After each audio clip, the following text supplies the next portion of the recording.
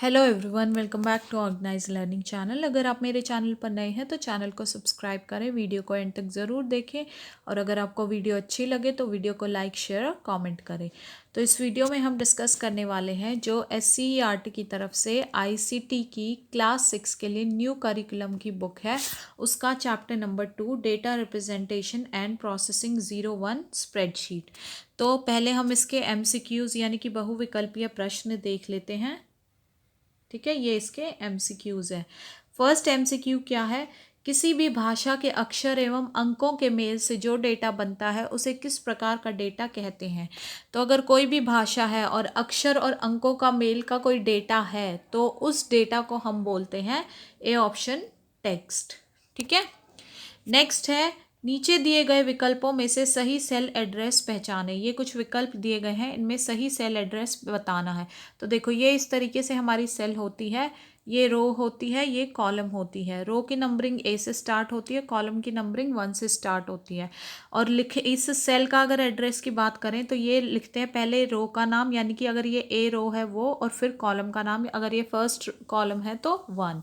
ठीक है, तो A1 इस तरीके से। तो इसलिए इनमें से सही सेल एड्रेस जो है वो होगा ऑप्शन नंबर A7। इसका मतलब है कि A रो है और 7th कॉलम है उस सेल की। ठीक है, थर्ड क्वेश्चन है फंक्शन हमेशा किस चिन्ह से शुरू होता है।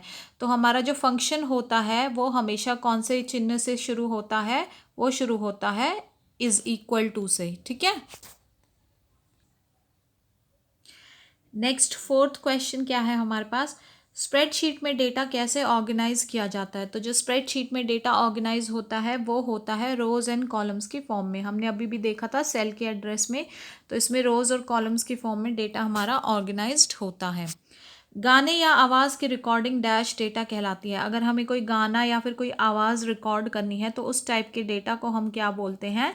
तो उस टाइप के डेटा को हम बोलते हैं ऑडियो। ठीक है, यानी कि जो हमें सुनाई देता है सिर्फ, तो गाने या आवाज़ हमें सिर्फ सुनाई दे रहे हैं ना। ठीक है, नेक्स्ट क्वेश्चन है इसका, सेल रेंज में दिए गए डेटा को ऐड करने के लिए डैश फंक्शन का इस्तेमाल होता है। तो अगर सेल रेंज में कोई भी डेटा दिया है और उसको हमें ऐड करना है, जोड़ना है, तो उसके लिए हम कौन से फंक्शन का इस्तेमाल करते हैं? वो होता है हमारा B ऑप्शन सम फंक्शन। सम का इस्तेमाल जोड़ के लिए ही किया जाता है। ठीक है, अब हमारे पास इसके क्वेश्चन आंसर्स देखेंगे। तो क्वेश्चन आंसर्स क्या हैं हमारे पास? फर्स्ट क्वेश्चन है स्प्रेडशीट क्या है? किन्हीं दो लोकप्रिय स्प्रेडशीट सॉफ्टवेयर के नाम लिखें। तो इसका आंसर हम कैसे लिखेंगे?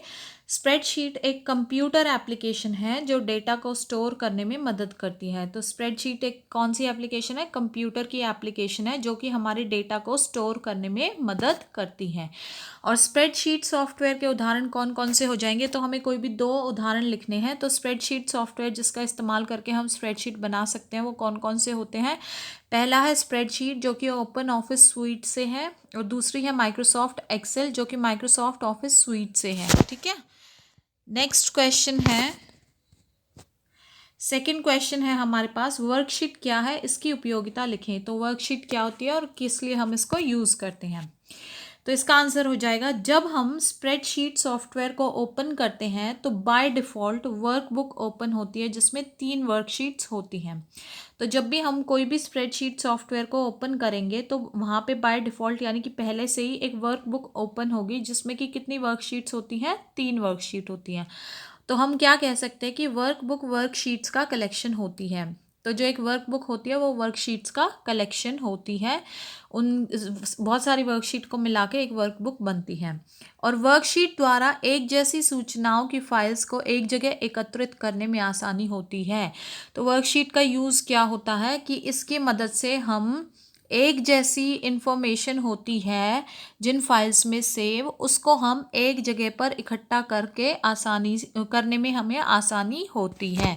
अगर एक टाइप की कोई भी इंफॉर्मेशन वाली फाइल्स हैं उनको एक जगह इकट्ठा करके हमें रखना है तो वो हम एक वर्कशीट में रख सकते हैं। जैसे अगर मान लो मुझे जो है 6th क्लास के ABCDEFG इस तरीके से बहुत सारे सेक्शंस हैं, उन सब के जो मार्क्स हैं मुझे एक जगह पे स्टोर करके रखने हैं तो मैं वर्कशीट में बना सकती हूँ। अलग अलग सेक्शन की मैं वर्कशीट बना सकती हूँ, वो एक ही जगह पे मुझे मेरे पास मार्क्स उनके सेव हो जाएंगे। ठीक है, नेक्स्ट क्वेश्चन आता है सेल को परिभाषित करें। सेल क्या होती है? अभी हमने उसमें MCQs में भी देखा था सेल का एड्रेस, रोज और कॉलम्स की फॉर्म्स में कैसे हम निकालते हैं सेल का एड्रेस।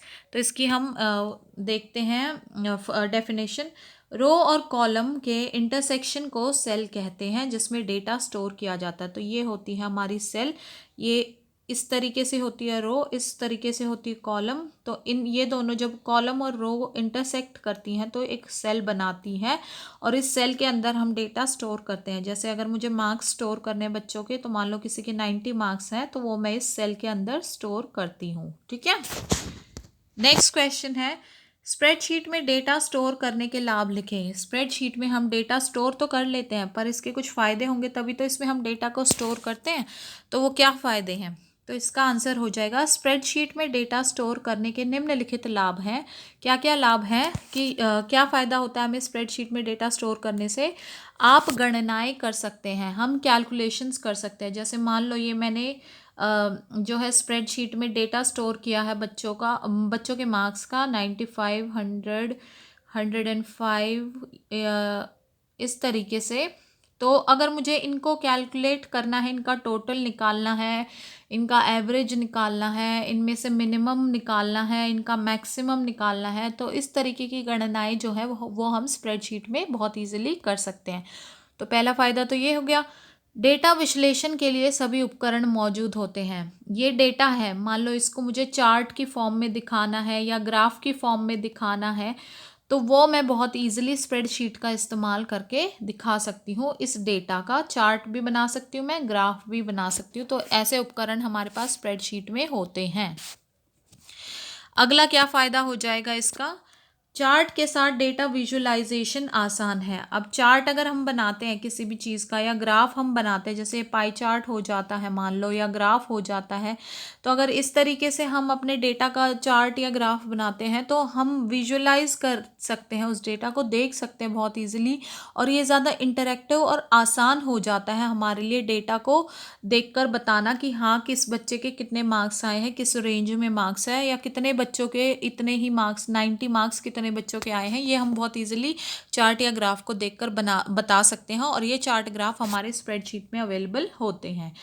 आप रिपोर्ट आसानी से प्रिंट कर सकते हैं। अब जो ये हम डेटा एंटर करेंगे, मान लो 90, 80, 85 इस तरीके से हम कोई भी डेटा अगर एंटर करते हैं स्प्रेडशीट में तो इनकी हम रिपोर्ट भी जो है बहुत इजीली प्रिंट कर सकते हैं स्प्रेडशीट से। तो ये भी इसका एक फ़ायदा हो जाएगा। उपयोग करने के लिए बहुत सारे निःशुल्क टेम्पलेट होते हैं। टेम्पलेट मतलब क्या होता है कि जो ये हमारी ब्लैंक वर्कशीट हमें मिलती है स्टार्टिंग में, जिसमें हमें अपना डेटा स्टोर करना होता है, तो इस तरीके के बहुत सारे ये जो वर्कशीट्स होती है ब्लैंक, इसके टेम्पलेट्स बने होते हैं। तो उनमें से हम अपनी चॉइस का कोई भी टेम्पलेट लेकर उसमें फिर हम अपने डेटा को स्टोर करा सकते हैं। तो ये भी स्प्रेडशीट का एक फ़ायदा है। ठीक है, तो आशा है कि आपको ये जो चैप्टर है इसके MCQs और जो क्वेश्चन आंसर्स हैं वो बहुत अच्छे से समझ में आए होंगे। तो अगर आपको वीडियो अच्छी लगी है तो आप वीडियो को लाइक, शेयर और कमेंट करें, चैनल को सब्सक्राइब करें और मिलते हैं नेक्स्ट वीडियो में।